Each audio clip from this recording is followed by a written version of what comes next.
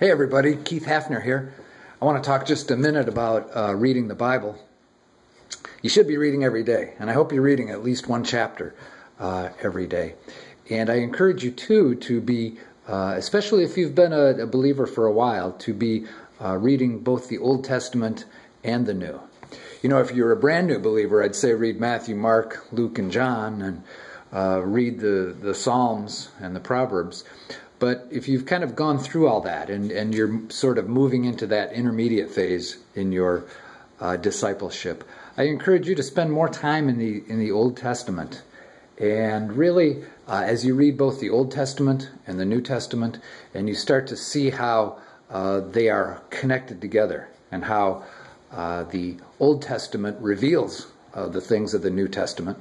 And when you read the New Testament, you see that all of the old prophecies and the things that the Old Testament prophets dreamed of are manifested in the life and death and resurrection of the Lord Jesus.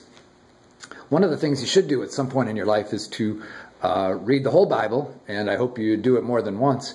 I remember Pastor Eliason's wife at Ann Arbor Assembly saying that she had just finished reading the entire Bible for the 36th time. I thought, wow, I've read it 3 or 4 times all the way through, but 36 was pretty amazing.